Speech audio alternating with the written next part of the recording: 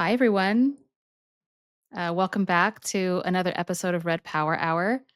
We're going to do something we haven't done in quite a while today. We're going to do a news roundup, which I have to be honest, I've been dreading because this day and age, I don't even know which news story to choose, but we're going to tackle hopefully a couple of issues here. But I'm joined here by, as always, my lovely co-host, Elena Ortiz. If you would like to say hello, Elena.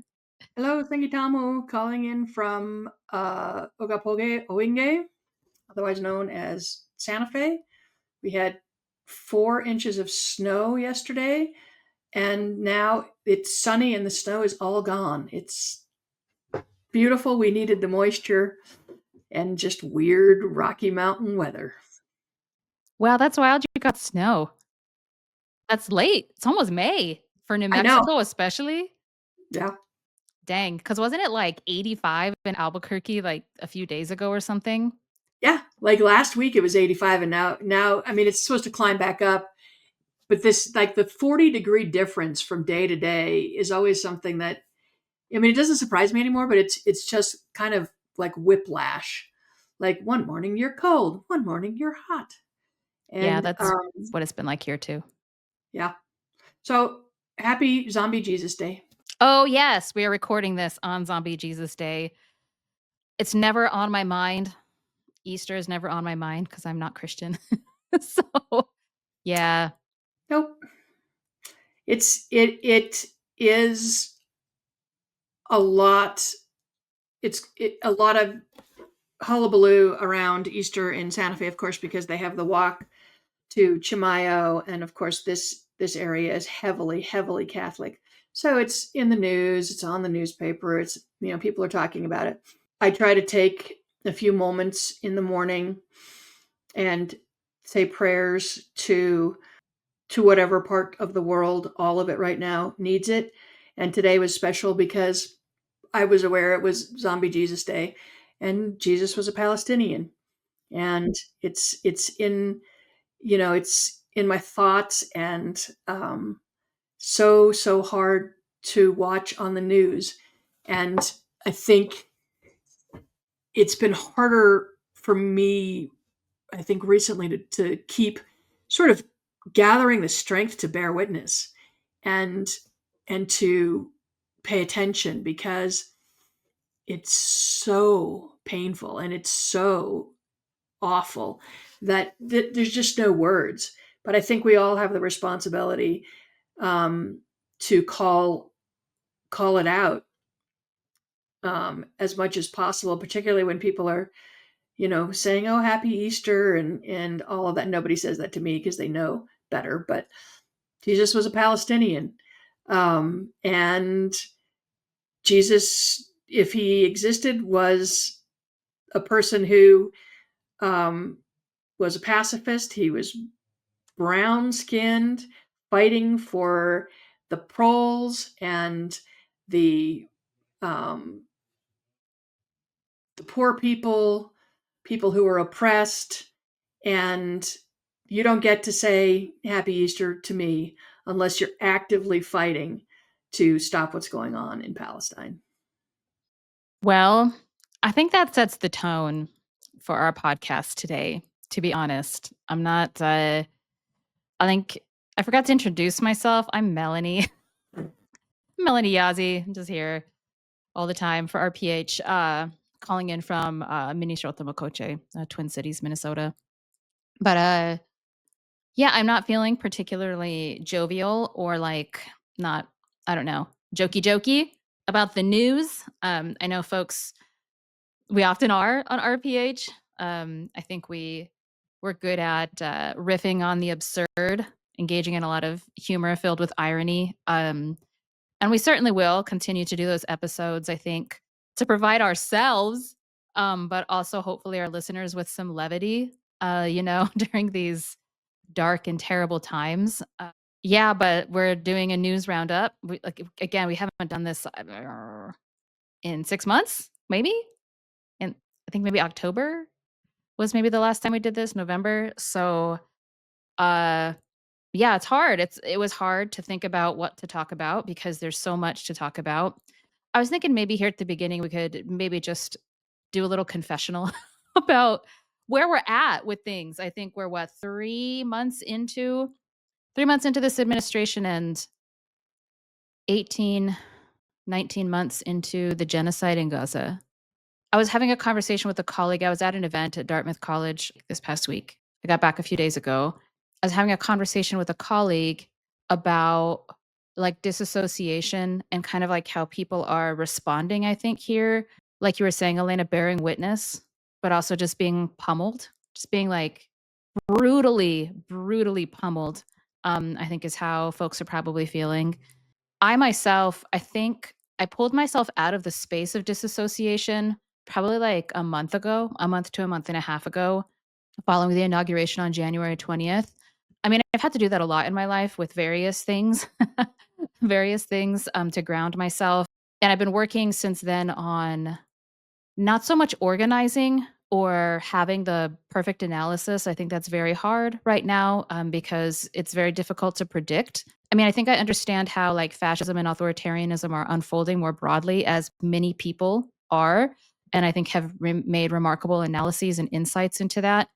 But I think the question of like what to do is still extremely open ended because that's like materialist and dialectical, and you can only understand how to intervene in the field of struggle and the field of power if you can read it well. And I'm not going to lie, I've been having a hard time reading the field of struggle well. And, I think it's by design. It's like extremely volatile. You can never have a minute to catch your breath. No one can catch a break. It's just a constant and very intense onslaught.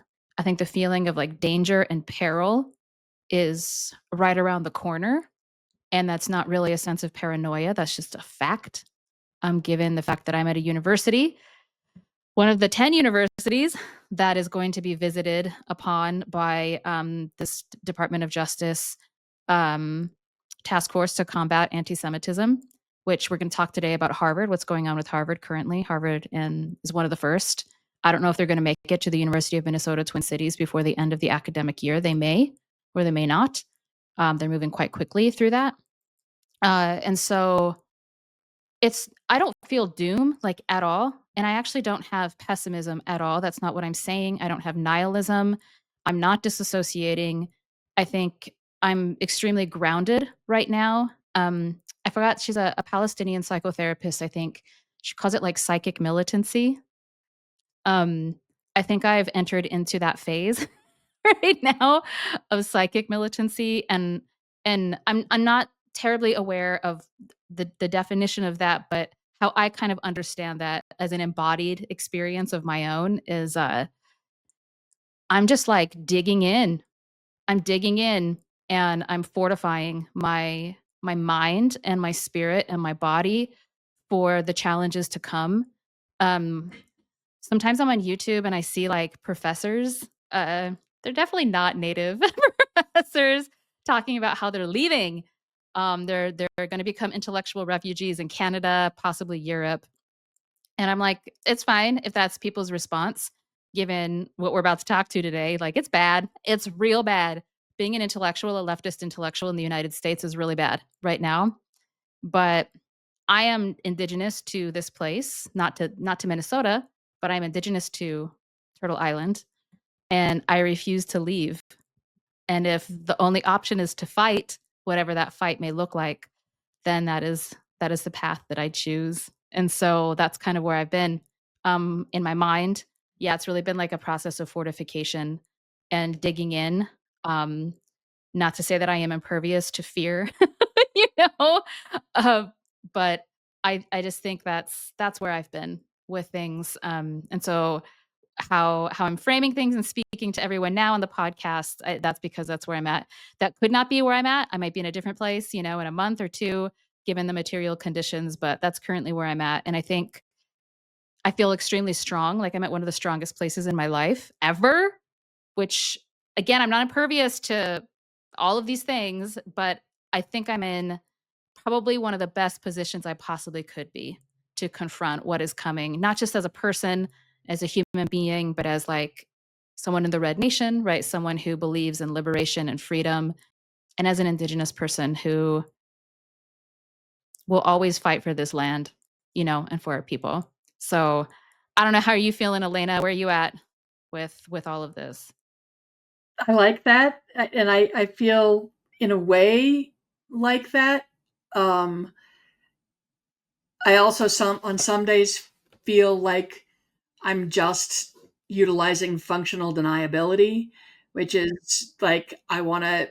I know what's going on, but to get through the day, I'm putting it in a different compartment so that I can function. Um, I also am living in my homelands and am close to family and community, which is good. And aside from that, I think New Mexico is one of the places that's safest to be right now, in terms of our trans and non-binary LGBTQ community. Um, I don't think anyone is safe right now. Certainly, being an activist um, and being an academic activist is even rougher. Um, but I kind of, I fall back on exactly what you were saying, um, Melanie, when we were talking a few days ago with you and Genevieve, and our ancestors have survived so much worse than this before. And I think about that, and I think about the arrival of the Spanish, the first Europeans in the Southwest, and I think about what they brought in death and disease and violence and disrespect and this religion that we were forced to accept and everything else. And I think if they were able to withstand that and survive and pass down to us what we still have, then I can damn well deal with what's going on right now. And I would be embarrassed to not be able to. Yeah, that functional deniability, is that what you said? Functional deniability.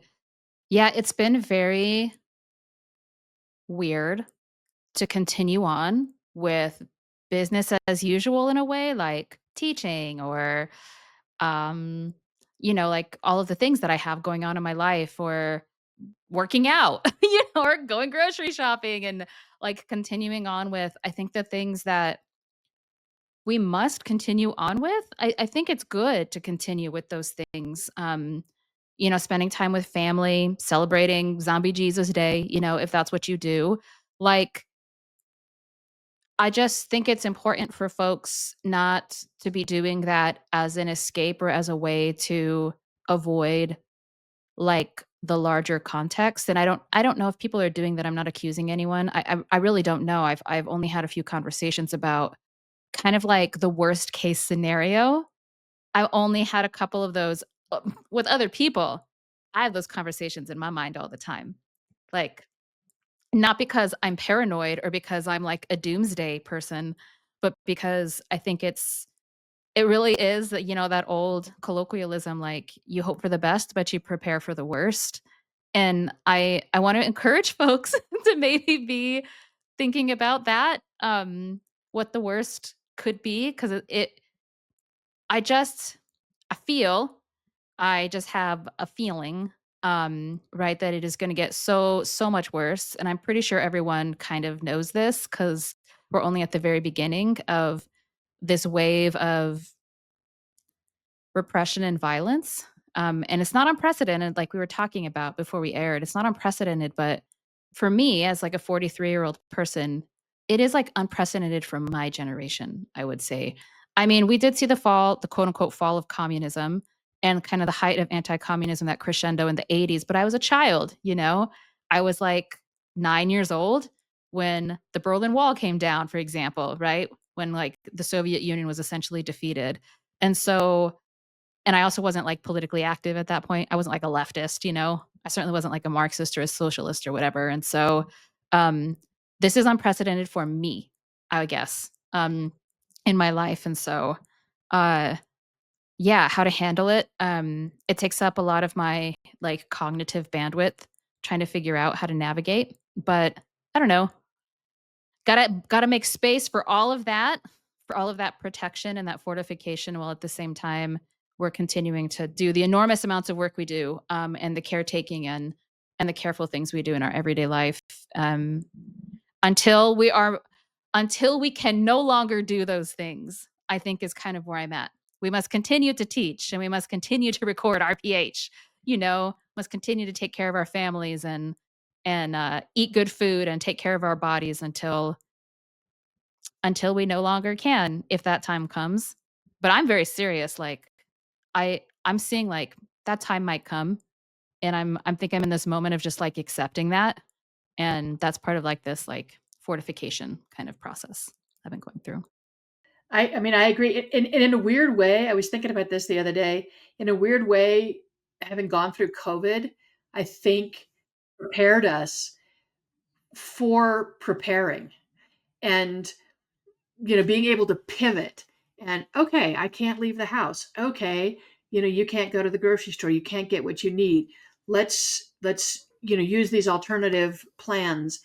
My husband said to me the other day, maybe we ought to think about getting rid of this truck because he's got one of those Tonka toy Toyota trucks, which is super bad on gas. Also, it's four-wheel drive, so it's expensive to insure. And he said maybe we ought to get rid of this truck and just get like a smaller truck, something we can go, use to go to the dump, but not four-wheel drive. And I thought, oh, that's a good idea. It'll save us on insurance and it won't be as bad on gas. And so I started looking around, and then I realized, oh, yeah, well, no one's selling anything because no one's going to buy anything because of the tariffs. Okay, never mind. That was a bad idea. Let's just keep the damn truck because the tariffs are going to make everything, 30 to 50% more expensive. So no one's going to be buying new cars. Um, no one's going to be selling old cars because they're going to hang on to them. And, that was sort of the pivoting that we all had to do with COVID, was figure out, how to live without restaurants, how to live without all of the sort of modern amenities we've taken for granted. And I think in a way it prepared us for this. But saying that, I absolutely agree with you too. It's going to get much worse. And that's where that fortifying your spirit and fortifying your mind and just like gathering up all that brave that everybody has, but now we just have to gather it. We have to bring it back in, because there are concentration camps springing up, and there, you can call them what you want, but El Salvador is home to the first concentration camp, and they're coming after immigrants, and they're coming after our relatives, and that's where they're going. And it's not a prison. We know it's not a prison because as bad as the carceral system is in this country, you usually will know where people are, and they can communicate at least through lawyers, and letters can come out. I mean, that's not true in El Salvador. That is not a prison. It's a concentration camp. And there are going to be many, many more of those before this is all over. And we have to wrap our heads around that. And we have to wrap our heads around the rise of fascism. And all of those liberals, particularly the white liberals who are saying, oh, I never thought I'd see this in my lifetime, aren't really aware of when the last residential schools closed. I like the point you make about COVID, because COVID wasn't really a crisis because it was so long. I mean, it continues to unfold, but at the height, it was long, it was protracted, it was structural, it was global. And it felt like a crisis at first, but it did not that feeling of crisis did not continue.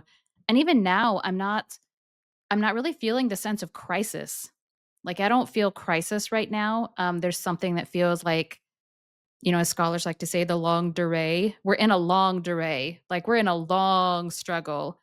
And so, yeah, I'm not even in that kinda, like, panic crisis mode. Maybe other folks have been in that mode.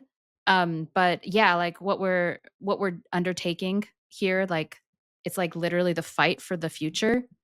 It's like a pretty it feels very final boss-ish, kind of, and I know that there are probably some scholars and thinkers who are like, "That's not what's happening right now." Like, yes, we've seen these kinds of things before. Like, this is we can look back at certain points in history to kind of interpret and understand what's happening now. But so there is that, but there's also some newness to this. I think capitalism and I think liberalism are in new phases.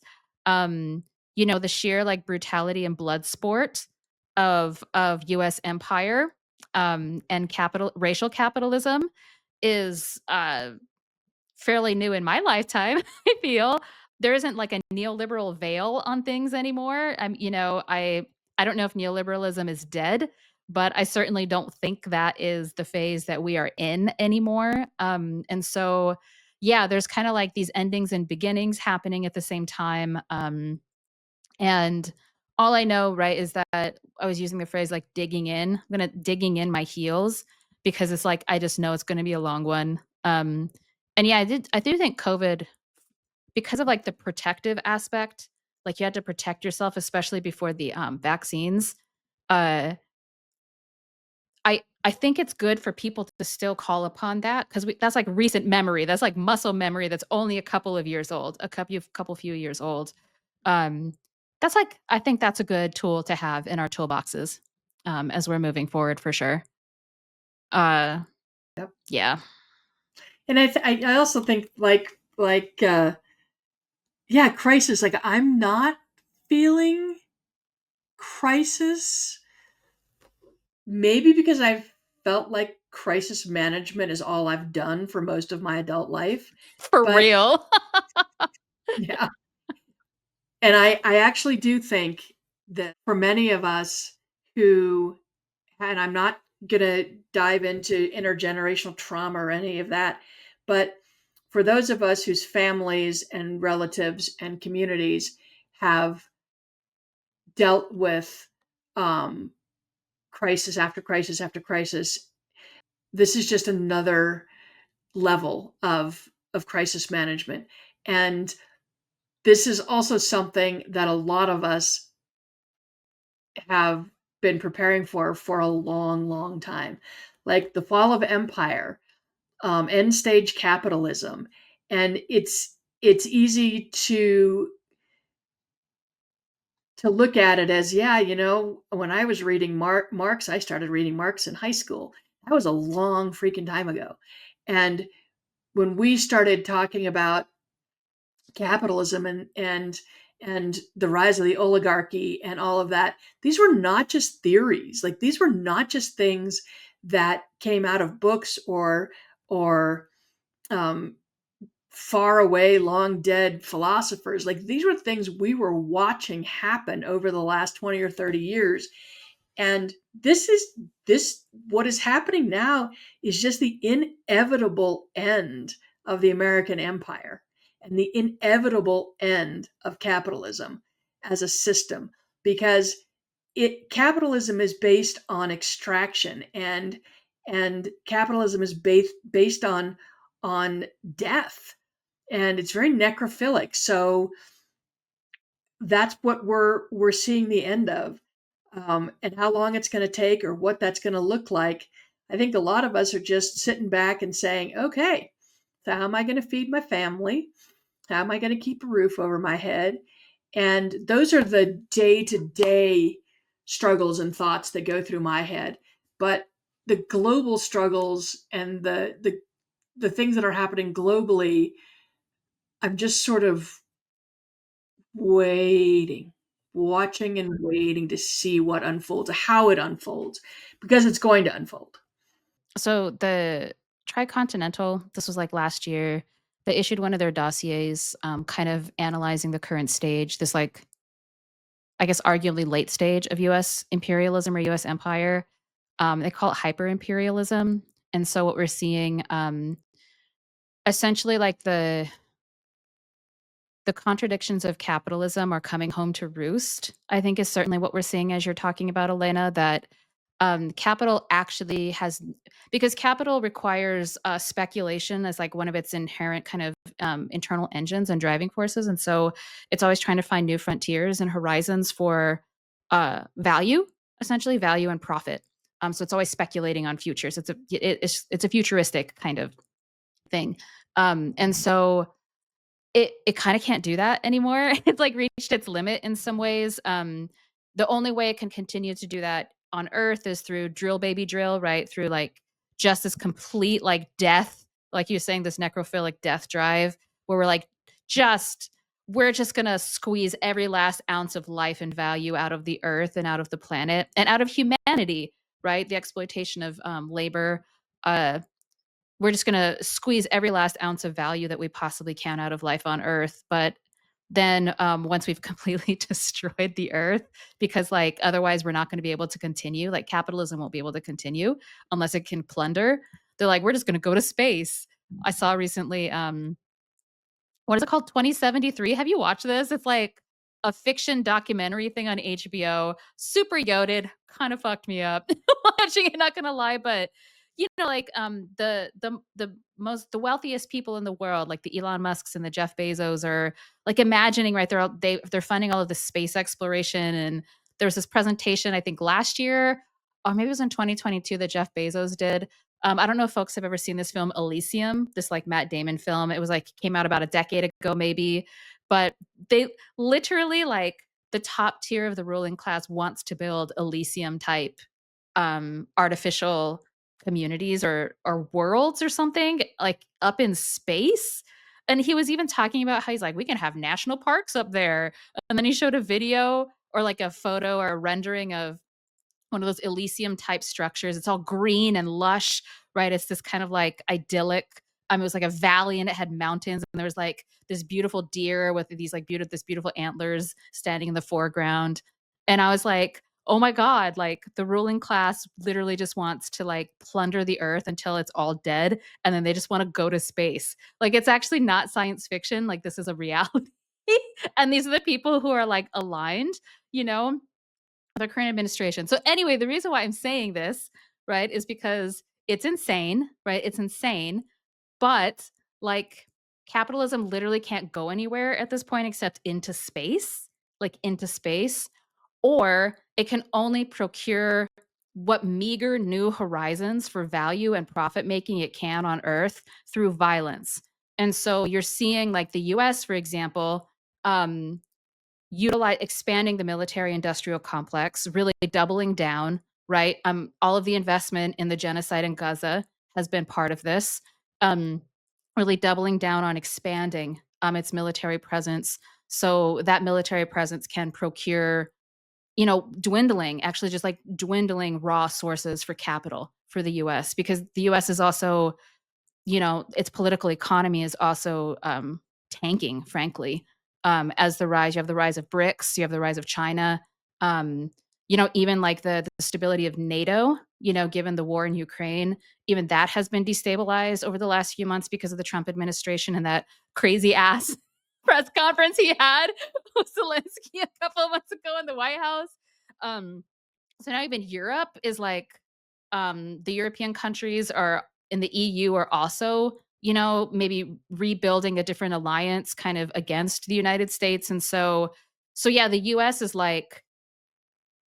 being squeezed essentially. And I think it's very we've said in the past it's like being backed into a corner.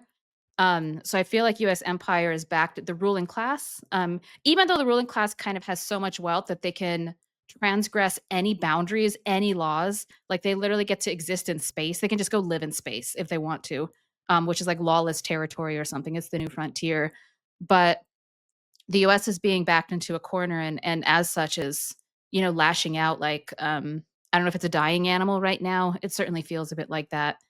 But I certainly think that the movement, whether it's Palestinian resistance, and the strength and fortitude of Palestinian resistance, and the way that decolonization has really, I think, taken on a new meaning over the last year and a half, across the globe. Certainly, the organizing and the movements that we have been a part of for the last decade to 12 years in the US, against white supremacy, against settler colonialism. Uh, they've been effective. Like, I think that the work we've also been doing in movement building and revolutionary struggle has been effective. Um, and especially in the realm of culture and kind of thought and ideology. I mean, this is partly why universities are being attacked so intensely right now. But yeah, I mean, essentially, like, the Trump administration represents US empire going on the offensive on all fronts because it actually has to.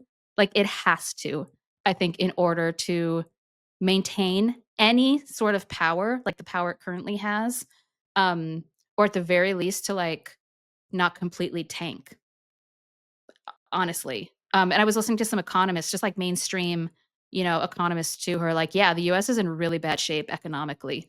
Like, Trump has to do all of these crazy things like tariffs, in order to just like maintain, the US economy so it doesn't go into a recession, or other things. And so, yeah, we're just seeing, I think that's why the vice grip is tightening. There are all of these, there's a confluence of forces, that have really, I think, really taken US empire out at its knees. I'm smiling while I'm saying this because I remember when Trump was first elected during Standing Rock. I actually wrote on Facebook when I was still on social media. I was like, Standing Rock is like taking a fucking jackhammer to the foundation of US imperialism right as this man is entering office. And that's something that we did that. Like, that's something we did. And like, you can't unbake that cake, right? And so I'm seeing like this destabilization is horrible, and the way it's affecting people is like, witnessing the suffering is like, really, I don't know what to do with that. But nevertheless, like, the destabilization of US empire is a sight to behold. I would talk, yeah. It's almost like the US is beginning to cannibalize itself, because there's nothing else to feed on. And, um, and to watch it, I think, as an intellectual, is to be aghast, like, "What?" I don't watch the news very much. I read a little bit. Um, I But for the most part, I don't really care what the details are. I know what the big picture is, and just the absolute stupidity, the idiocy of what these so-called leaders are doing, and what the people in this country will put up with, and will elect, but will put up with. It's just so anti-intellectual. I mean, the people in charge are idiots. They are like literal idiots. They believe in things that are factually incorrect and cannot possibly be provable at all. But they're moving forward. Like, don't even get me started on RFK, Jr. Um, and idiot, just idiot. And yeah, can't even go there anymore. I'm just saying they're idiots. People are finally like they've taken off the rose tinted glasses, and they're looking at the lizard people that are running this country, and they're all of a sudden being horrified. And I'm in my head, I'm thinking, damn, you had those glasses on for a long time, didn't you? Like, you really didn't know. You really had no idea what was coming, because, Obama was their savior. Who built those cages that kids were put in. The deporter in chief. Yeah, I mean, like, what does everybody remember about Obama? I mean, the one thing I remember about Obama is how many millions of dollars they spent chasing down Osama bin Laden. And what did they call him? Geronimo. So to me, that was just the not even the first, but the middle of a long line of dominoes that are all of a sudden falling. And I can't help but be okay with that. At the same time, um, I have participated in capitalism. I have worked my entire life, and I have, a family to support. I have, this is why, Abrego Garcia, the man who's now in El Salvador, who was deported illegally and they can't get him back. He's like the symbol of what's going on. His senator went down there and met with them. They won't let him. They won't let him go. And one of the things I read about him is he has two special needs kids, and he's got a wife up here, and he's in prison in El Salvador. And that hit me, right in the feels because I got two special needs kids, and I have been working my entire life. And to look at what the American empire had promised, if you're a good capitalist and you participate in the system and you put away money your whole life, you'll be able to retire. And I'm looking at that now. And this is a day-to-day misery for me. Like, I'm looking at this now and saying, yeah, maybe there won't be anything left when I finally retire. At the same time, that's a personal, selfish view. And on the other hand, I think for our people and for really all people, all proletariat, all the proles in the world, the U.S. empire falling is a really good thing. It's a really good thing. So it's hard. This is a very schizophrenic, or to quote George Orwell, this is a very double think place to be, I think, in my life right now. I worry, or maybe I shouldn't worry. I guess I've been doing kind of deep organizing and movement work for long enough to be the surprised, maybe is not the right word, but to see different sectors of the working class revolt, sometimes unpredictably. Maybe if I were more of a historian of labor, for example, I would understand when those kinds of things flared up. I'm thinking of like the teachers' wildcat strikes of 2018, maybe things that we forgot, or like Unoccupied 2011. Um, Certainly indigenous movements like the Standing Rocks and the Protect Oak Flat. And so I worry that, like what you're talking about, Elena, with retirements, right? The crumbling of empire is horrific, and it really hits poor and working class people the hardest. Of course, it's also hitting middle class people hard. There, it's not like you're not like upwardly mobile anymore. Like in terms of class, you're like downwardly mobile. I think is really what most of us are confronting. Those of us who are workers who've like worked our entire lives. Just because I'm a professor doesn't mean not a worker. Like the money that I make makes me middle class, but like barely, honestly. And academics and intellectuals are workers just as much as anybody else.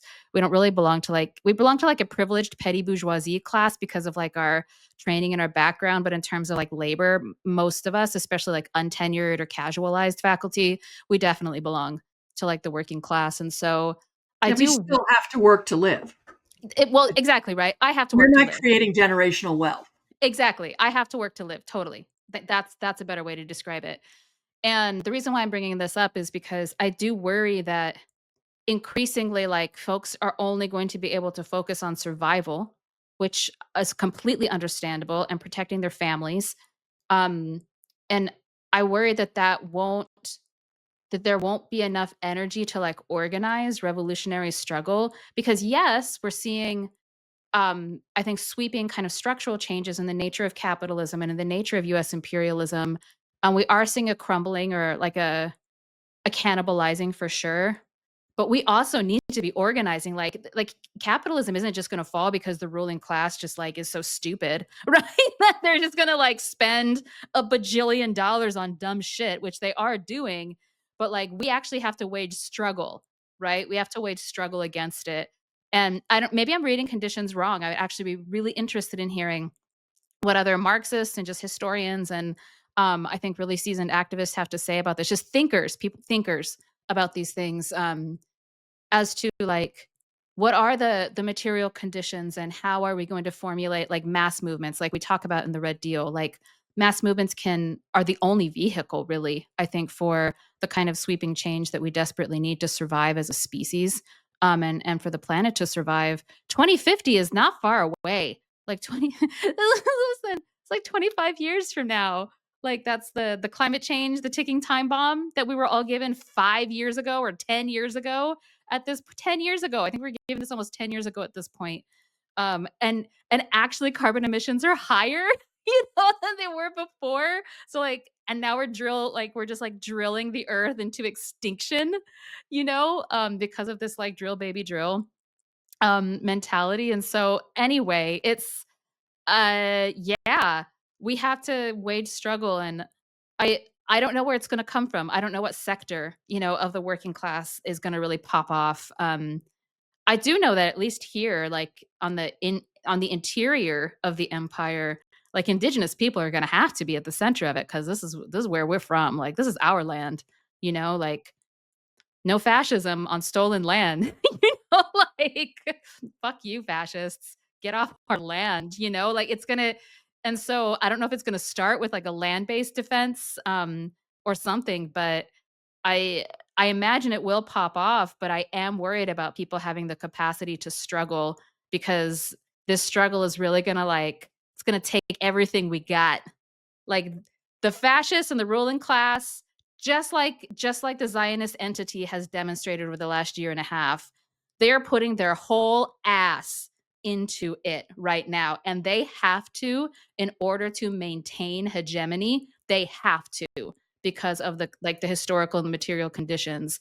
And I feel like we need to put our whole ass into it as well, or like our counter hegemony, right?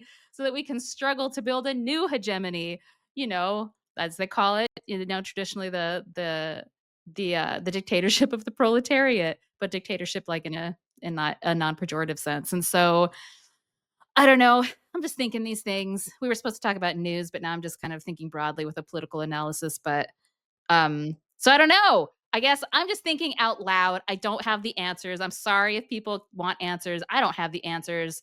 I'm just trying to think through, like, I don't know. What are the possibilities? I think we have a lot of questions, but no answers.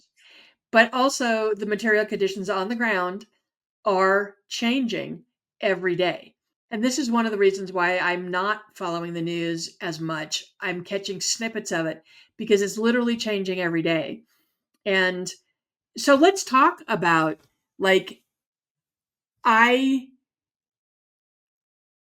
find it so interesting and weird and fucked up that um that Trump is going, and the administration is going after universities for anti-Semitism, and yet being completely racist against literally everyone else. There's a lot of people in that administration that are anti-Semites. And Categorically. and so I don't understand. I mean, I do understand. I do, but at the same time, it kind of blows my mind. And when Columbia bent the knee, um, I was like, okay, I'm using this dominoes metaphor again. Like the dominoes are set up, and are they all going to fall? Like, obviously, we started on the east. Is it going to go east to west, and are they all going to fall? Because I am not an academic per se, but I come from a family of academics, and I can tell you, members of my family are, wherever they are in the afterlife, are aghast right now. And I never thought I would say this, but um, way to go, Harvard. Yeah, whoever thought? Fucking Harvard. Fucking Harvard. Talk about Harvard as like a imperial. It's it's like one of those like institutions that just feeds the imperial core with like the knowledge systems that it needs to continue to ravage the earth and to like destroy movements and environments and ecologies. So Um is this just like pride, you know? Is this just pride on the part of Harvard? Yeah, anyway, I want you to talk about it because you read the letter. I haven't read the letter, but I do want to talk about it. yeah, let's actually talk about like I can do some more specifics here and facts now that we're moving into talking about the assault on I mean, academic freedom and free speech, yes, like those are important things, but I think we need to understand the attack on universities as something that's happening within the context that I described like about 15 minutes ago in our recording. That um, there is a very remarkable and what I see as something that has been incredibly successful shift, ideological and cultural shifts, um, both within and possibly outside of the United States. Um, and this is like the culture war that the right wing is always talking about. And so a lot of that obviously comes from people who are spend their lives thinking, are like experts of thought, like professors, right? And intellectuals. And students, right? People who are learning the truth, the truth of imperialism, who use terms like imperialism or capitalism or white supremacy or heteropatriarchy. And so, anyway, the assault you're seeing on universities has a lot to do with a very concerted effort that has been going on for a long time, actually. It's not just the right, um, to completely disempower and to dismantle those fields and disciplines of intellectual inquiry that you would typically find leftists, right? You'd typically find Marxists, you typically find feminists, you typically find like LGBTQ2 folks, people who specialize in queer politics, right? People who are very critical of race, racial capitalism. So at the University of Minnesota, where I'm at, for example, it's the College of Liberal Arts, and it's like specifically, it's very certain programs. It's like comparative lit. It's like African and African American studies. It's gender, women, and sexuality studies. It's American Indian studies. It's like Chicano and Latino studies. Like these are the departments that are going to be that are like at the forefront of these various investigations against so quote unquote anti-Semitism at universities, because these are the spaces that have had the most profound impact, I think, on shifting that kind of cultural and ideological understanding of American history or American empire, for example. And I've also seen like really, really good, I mean, just people must be working their asses off in the AAUP, the American Association of University Professors, as well as the various like educators for justice in Palestine or faculty for justice in Palestine chapters that are on campuses across the United States. Um, because they've been providing such a good analysis also of what's happening. And this term anti-Semitism, I mean, it's a real thing, right? But the way that it's being weaponized is really widely understood as just a cloak for repression, given the fact, right, that you're saying that like the Trump administration is so white supremacist, like they're so intensely anti-Semitic and racist, right? And is racist against everyone, right? But it's a joke. It's just a joke to claim that this task force is about combating or like neutralizing anti-Semitism, because that's obviously not what it's about at all. It's just you can just get a lot of like political brownie points, I think, in this moment. It's also funny because these letters, like the letter I read for Harvard, they're talking about how ideological capture is the term that they use.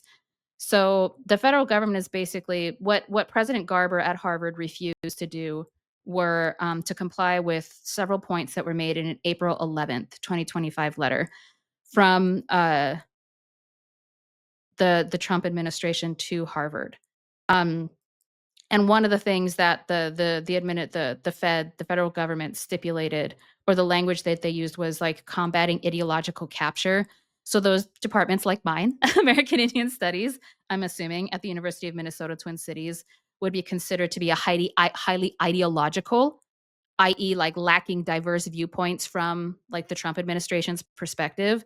And so, I mean, they call them reforms, right? That the federal government is demanding. There's their bullet points in this letter. But one of them, right, is essentially like monitoring, and the federal government having broad authority and discretion to monitor and to intervene into all kinds of things like hiring of faculty, the admissions of students, student groups, right? If a student group wants to form and go through the approval process, auditing certain departments and units. And if they are deemed by an external reviewer that has been approved essentially by the federal government, that is favorable, the federal government finds favorable, that if an audit has been performed, for example, on my department at the University of Minnesota, to be lacking ideological diversity and being rife with ideological capture, then the university agrees to and is required to hire new people in that department to provide quote unquote diversity, ideological diversity, and or specifically target students who will bring in quote unquote ideological diversity into those units.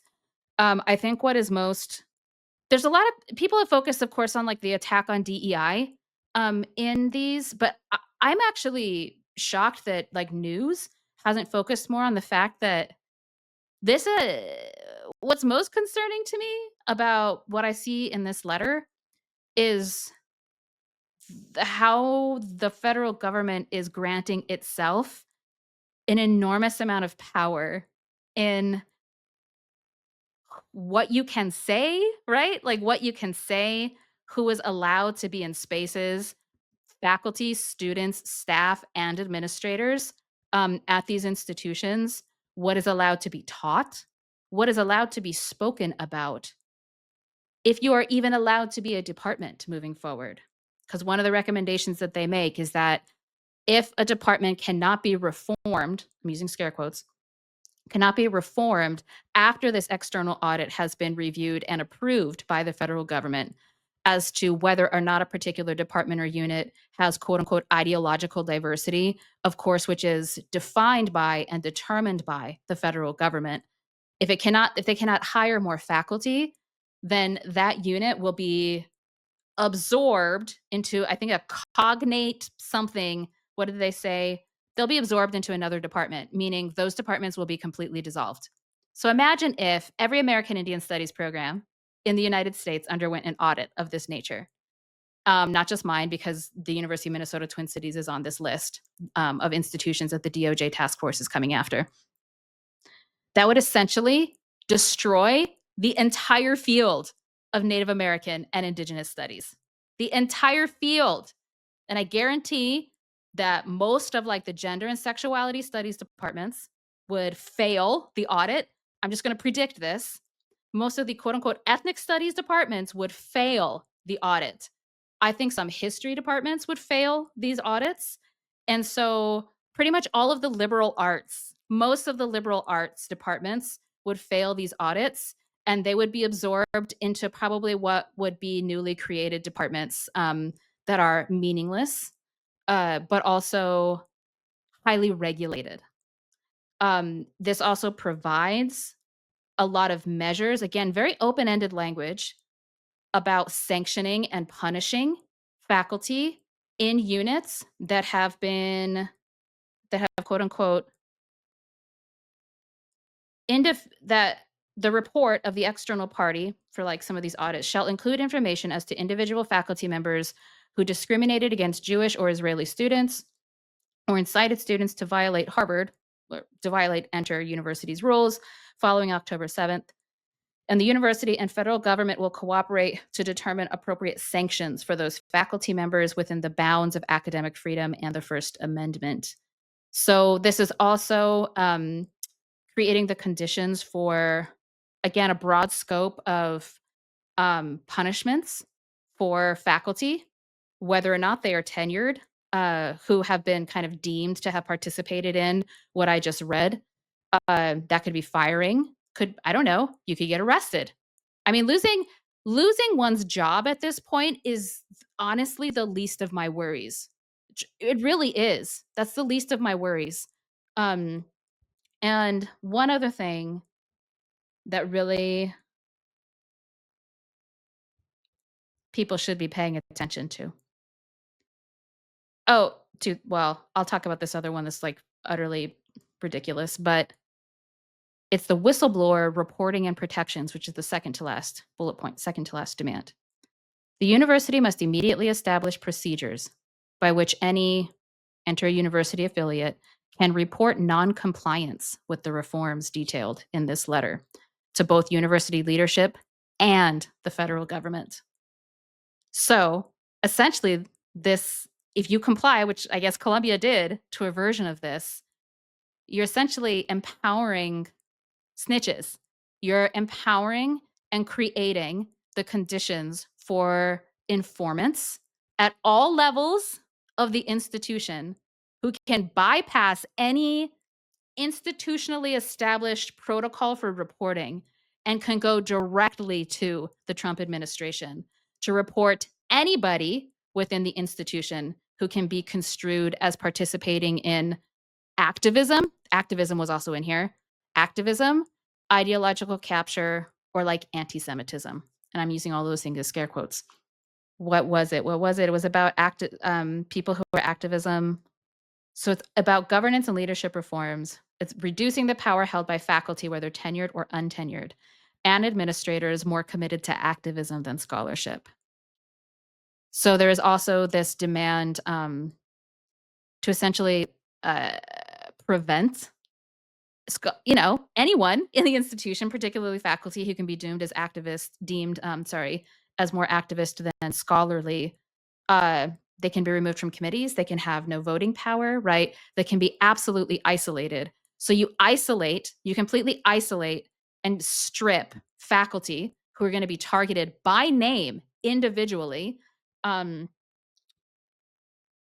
So they'll be in these positions, they'll be isolated, there'll be a list of these faculty, and then you're empowering literally, and the word affiliate is used here.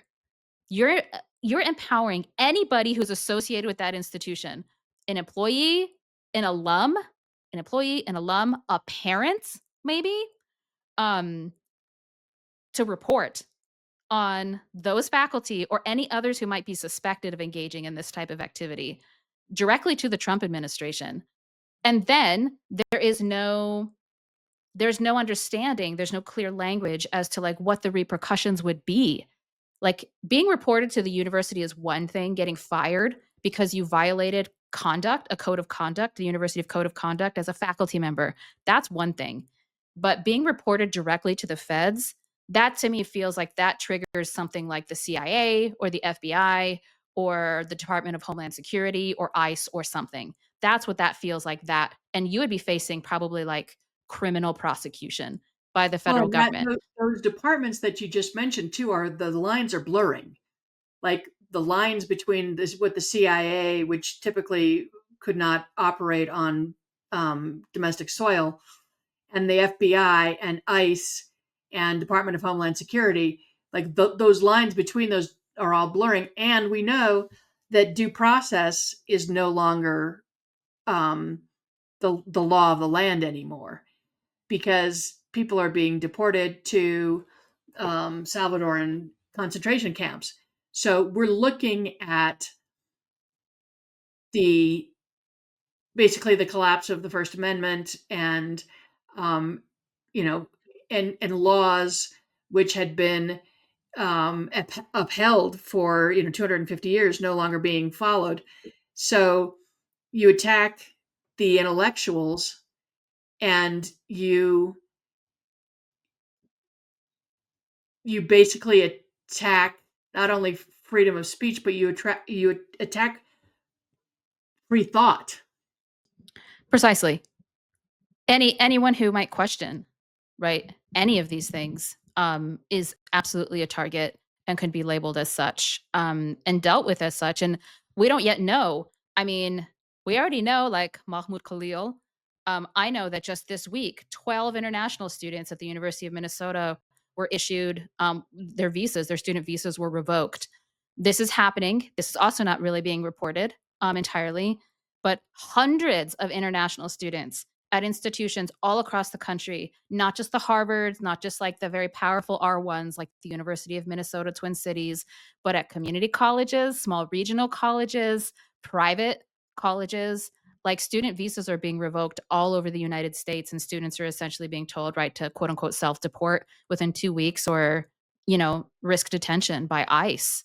And so we already know like how this is impacting that community. Um, but I think it's important for this is why I'm saying like academic freedom is like it's the least of my worries. Not that it's not connected inherently. Like free speech is free thought, right? Like academic freedom is supposed to protect free thought.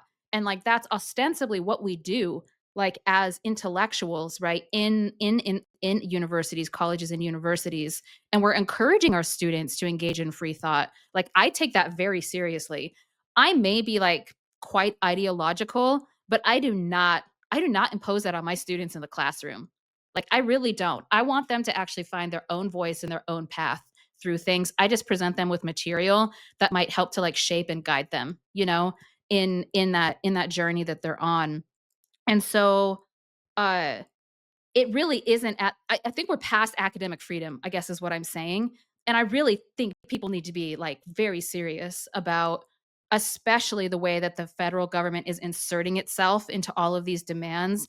Like the university essentially doesn't matter. The university just becomes like an arm of the surveillance state. And what you were saying, like how the First Amendment is like becoming completely nullified. Listen, post 2000, post 9/11, like we've all seen this before, but what we're experiencing right now is a universalization of the state of exception, which is this concept that Giorgio Agamben, he developed to kind of understand kind of the post 9/11 climate, like the Guantanamo Bay effect, right? Where someone can, if they were deemed a terrorist, right, or an enemy of the United States, they could just be put into permanent detention and stripped of all rights and humanity. And then you have various levels of torture that are then justified. This is all stuff that happens. It's a state of exception, right? It's something that happens outside of the law, but it is enshrined in the law, right? That this is something that's allowed to happen. And so we're seeing now that like the state of exception is being universalized and extended to all sectors of society. And not that it hasn't already, but this is like a pretty intense effort, I think, to do that. Because there's also this passage on international admissions reforms that says Harvard will immediately report to federal authorities, including the Department of Homeland Security and the State Department, any foreign student who commits a conduct violation. A conduct violation! Like a student who maybe, I don't know, Gets drunk. gets drunk, gets a parking ticket. It's at a campus sponsored event. Yeah. Exactly. Gets a parking ticket or like, I don't know, maybe uses AI on a paper that they weren't supposed to, in a class where they weren't allowed to do that, which please don't use AI on papers, but that's beside the point. It's not even like people who support Hamas, or are like supportive of quote unquote terrorism and anti-Semitism.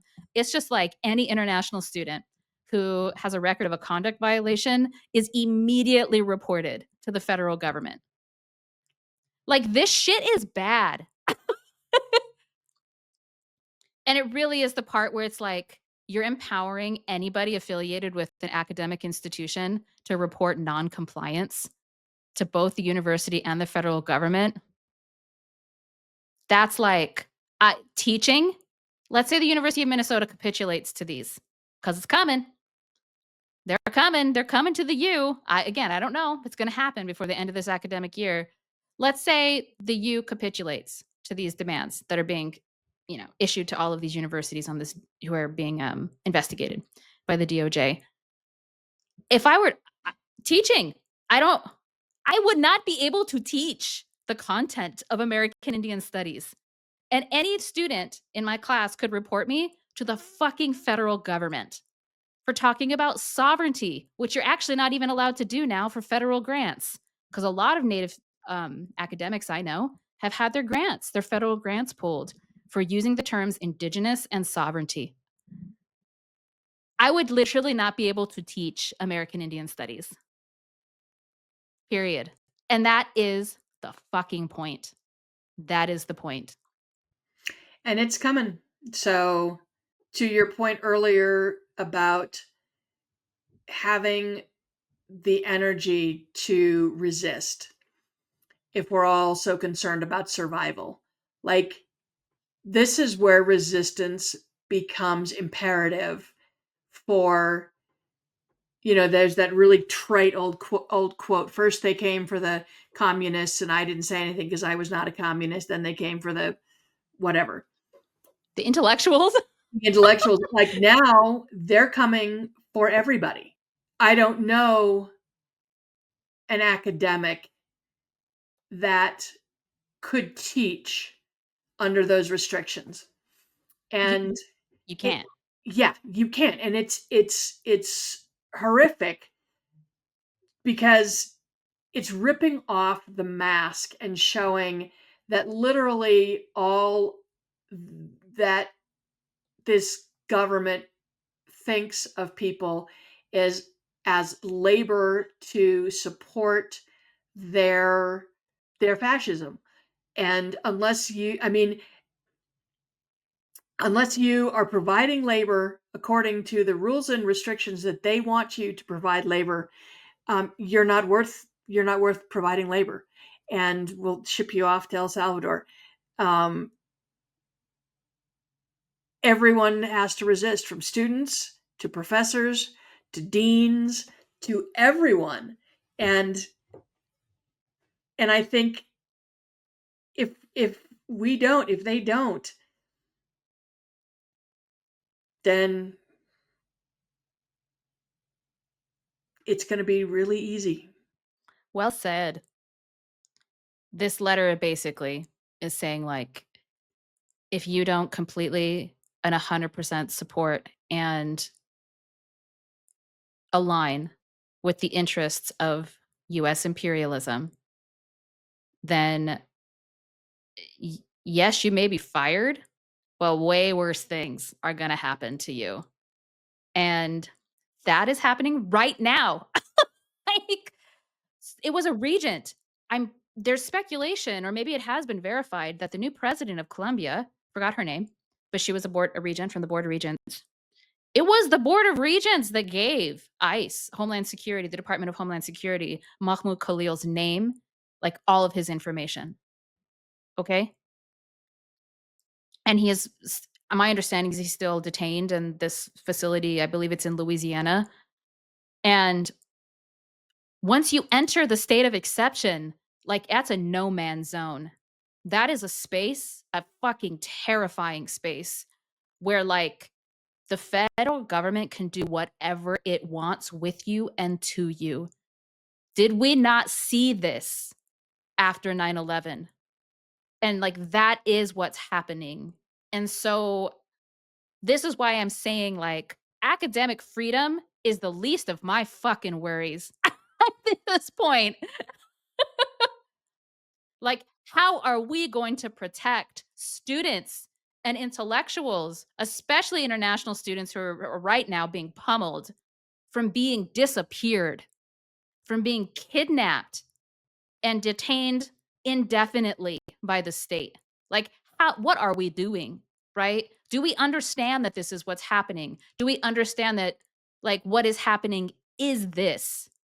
And how are we struggling, right, to defend free thought and to defend these people?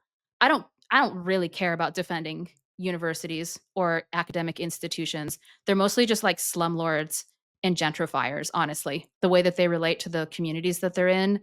I don't really care about all the money that these institutions get, because obviously the threat from the federal government, the Trump administration, is to withhold billions of dollars of research funds, from these institutions, which, yeah, I guess are like life saving, but institutions like the U or Harvard or like Princeton and stuff, they house large research, like STEM research facilities that probably get the vast majority of that money. And those corporations come to American universities because they're tax shelters, and then they actually cannibalize off of, and they're like vampires with the surrounding communities. So they get a bunch of taxpayer money, but they don't pay any taxes.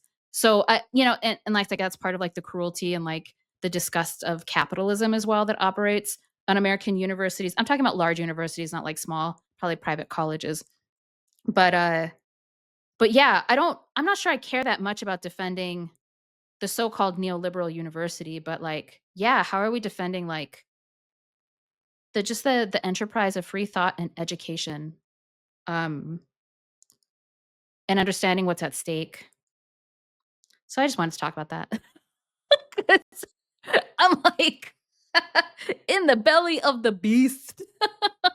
Like, how is my department gonna survive? Like, this shit's bad. I'm where I'm at right now, you're like fight or flight. There are a lot of people who are in flight mode. I don't blame you for being in flight mode. I'm like, I'm full fight, no flight. So, like, how are we going to fight? Because by all indications, our president at the University of Minnesota is a coward. She is going to capitulate. Maybe she won't, and I will be shocked, but I am not expecting that. I'm not expecting that. So, like, we are on our own, and if we are on our own, like, how are we going to fight and organize to protect ourselves and to protect the people that we are charged with protecting, like students. Yep. Okay, I'm done. And I'm curious about how Harvard is going to, I mean, we know Harvard has billions of dollars in endowments, but I am curious how Harvard is going to withstand this. And, I hope they do. I really do hope they stand up for their faculty and their students and refuse to capitulate to these ridiculous demands. If Harvard capitulates, if Harvard bends the knee, then it's all over. Um, That's probably why they started with Columbia, but that's probably why it's happening this way. yeah, and it'll go from east to west, and I don't know about California though. Um, California has tended to be its own beast for many, many years. And the, the UC system is deeply entrenched in a very liberal state that really has its own economy. It's a huge economy. So I don't know what'll happen when they actually get to the Pacific Ocean, but Well, gosh, we've been recording for an hour and 15 minutes. We just feel like our just like talking about our feelings things at the beginning, which I think is perfectly fine. But yeah, this was kind of the major thing. I was potentially interested in talking about some stuff related to like water scarcity and climate change and resource extraction, but can save that for another time as well. There's no shortage of shit to talk about. That's for sure. there is no shortage of shit to talk about. So yeah, I mean, we were talking about this earlier, and I just want to like sort of tell a story to end the episode because it was one that I was, that I've thought about a lot recently. My grandfather, my maternal grandfather, so my mother's father was a professor at Berkeley. He actually went to Harvard. He went to Harvard Law School, but he was an economist and he taught at Berkeley in the 50s. He started in the 50s, and um, Governor Nixon at the time was demanding that everyone in the UC system, all of the faculty staff, anyone who worked for the state of California, sign a loyalty oath, basically rejecting communism, and that they would not teach or allow communist tomes or texts to enter into their syllabi. And my grandfather, I think, might have been a closet Marxist, but he definitely was what was considered a liberal at the time. He used his law degree. He was a consultant for the Black Panthers early on in Oakland, and he refused to sign the loyalty oath, and a lot of people got fired. But and I've read very little of this exists, but I have read parts of what he said, and it is that academia must be free of political constraints. And I believe that wholeheartedly, that in order to provide for intellectual and academic evolution, this letter to Harvard is anathema to that, and it is just another way of ensuring white supremacy and oppression are the law of the land. So I would say, for academics, for students, for anyone who's out there fighting the good fight, don't stop, because ultimately Nixon had to back off because he was going to lose so many faculty, and he essentially withdrew from that fight because he realized the UC system could not continue to survive if the very professors who kept it at the height of intellectual teaching were not going to teach. So we do have power. People have power. Yes. And we have to remember that above all, that, yeah, I'm kind of amused about Harvard because Columbia bent the knee so fast, and Harvard has never been my favorite place. And I think Harvard is exactly what Melanie, what you said. They are, the upholders of the status quo. They're churning out all of these capitalists, all of these imperialists, and yet And at all the of their same kids go to Harvard, right? It's like right, intergenerational ruling class is right, it's a it's led and legacy. funded by the intergenerational ruling class. Yes. Yep, yep. And yet, in this case, they're and they are doing this because they have an endowment that's in the billions. And I just saw something flash on the news this morning that after refusing to comply with Trump's demands, they have gotten more and more donations. So if Harvard's going to survive, that's how they're going to survive. But as this fascism, intellectual fascism, academic fascism moves from east to west, remember, students, staff, faculty, you have the power to refuse. And the real power, and the only way we're going to turn this into turn this crumbling empire into a place that we can all live, is to realize that we are the ones that really have the power, that they don't exist without us.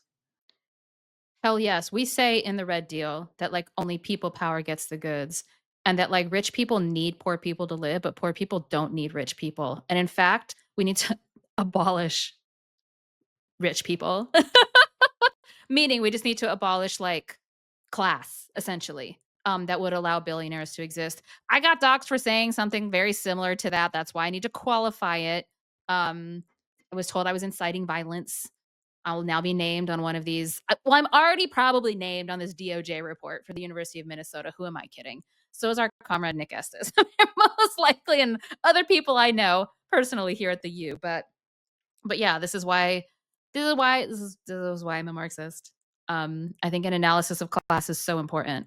I do want to point out that one of the other points here, because you mentioned that your grandfather provided consultation to the Black Panthers, that the National Lawyers Guild, which has been extremely active in providing legal support for activists across many sectors, workers, students, faculty, out in the community with providing legal support for folks who've been criminalized for engaging in solidarity with Palestine over the last year and a half, are on a list. They're named actually in this letter And the letter is demanding that Harvard end support and recognition. But they call them student groups or clubs, and that's you guys are dumb. The National Lawyers Guild isn't a student group or a club, you morons. It's a professional association of barred lawyers. Morons. I'm telling you, it's morons. I mean, they also say Students for Justice in Palestine, Law Students for Justice in Palestine. Those are student organizations, but the National Lawyers Guild isn't a student organization. Get the fuck out of here. Anyway, that's the only funny thing about this otherwise like fucking draconian report. Oh, they also are telling Harvard that they, quote, must implement a comprehensive mask ban with serious and immediate penalties for violation, not less than suspension. And I've heard this stipulated in regards to like protests because like the claim is that like people mask in order to like conceal their identity, you know, so they can commit crimes to commit property crime essentially like during the student encampments last spring at most universities and colleges, but this doesn't even say to at protests. It's literally just doubling down on like the COVID is a hoax shit from the first Trump administration. So you would like not even be allowed to wear a mask to protect yourself against disease at Harvard. And so like that's folded into this as well. Great. Morons. Morons. So, But there's no ideological capture in this letter. They're not being ideological at all. no, they're just being morons. They just have the best interests of the world at heart. I man, I just anyway, I really just wanted to focus on this and actually read the language because I want people to understand what is actually happening. Because I myself didn't actually understand how bad it was until I really read this thing closely. It's a war against critical thinking. So, Yes, you know, precisely. teachers and I know definitely high school and beyond into college and post secondary education have sort of lamented the lack of critical thinking skills um, in some of the younger generations.